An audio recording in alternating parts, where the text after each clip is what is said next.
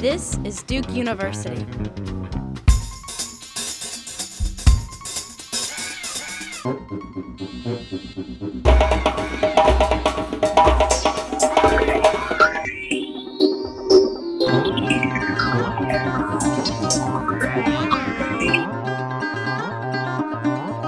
Yeah, I want to say I was at the grocery store a couple days ago and saw at the checkout counter the Complete Idiot's Guide to Middle East Conflict, and I had to get it. It was only $2.95, and I figured for $2.95 I could really, get all the answers, and I wouldn't have to do these projects. And if only the NSF knew about this, I want to buy out all the copies so they will never, say with the. They'll fund that instead of me. The topic is Islamic Party participation in nationwide elections, parliamentary elections in particular. And the background for this is the widespread commentary that, given the chance to participate in free and fair elections, Islamic parties in Muslim-majority societies, Islamic parties are expected to dominate. This is the story that autocrats in the region have used, among many other stories, as an excuse for not democratizing.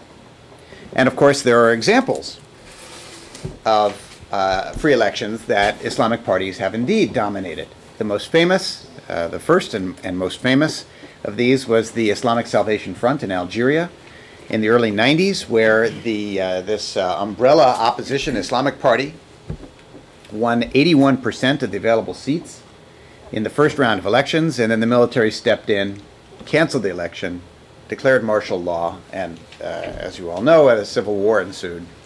They jailed the moderate leaders of the Islamic Salvation Front, and more militant leaders then emerged, saying, how could you have been so naive to expect that the West would, and its proxies in Muslim-majority societies, would have allowed you to take power freely and fairly through competitive elections. Since then, there have been several other parties that have won majorities of seats or close to it. So Muslims have been given choices in many countries that include Islamic options.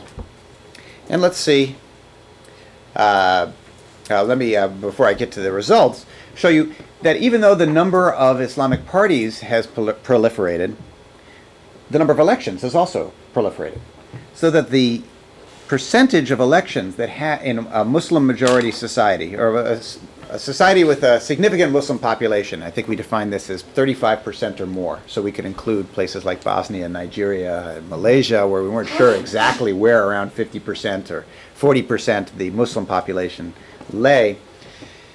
In any case, in this set of countries, there have been over 250 elections over the last 40 years.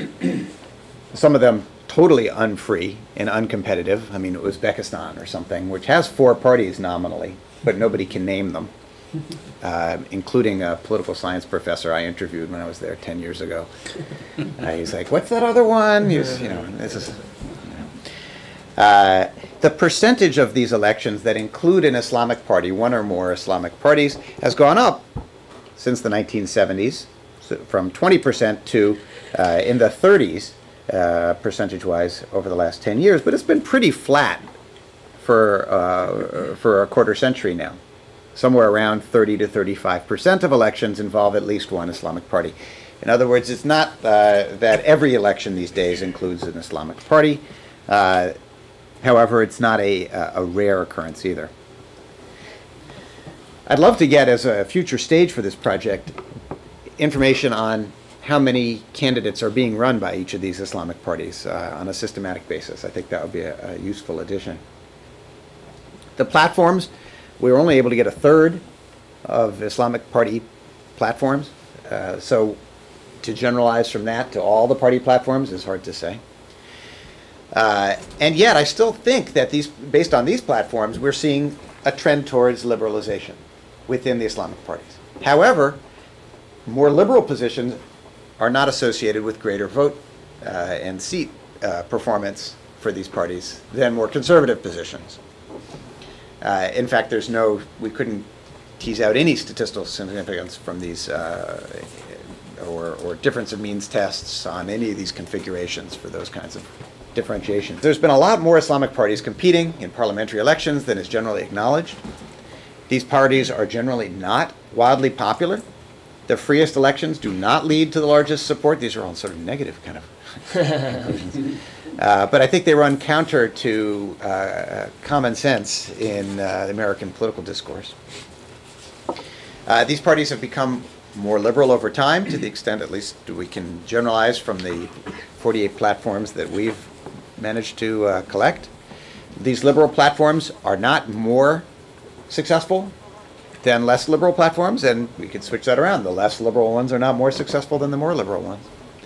We also tried to measure whether participation and performance of Islamic parties in parliamentary elections led to changes in civil unrest. On the one hand, you have various people saying, well, if these parties get into power, it's going to lead to more violence on the part of Islamic movements because you give them an inch, they'll take a mile.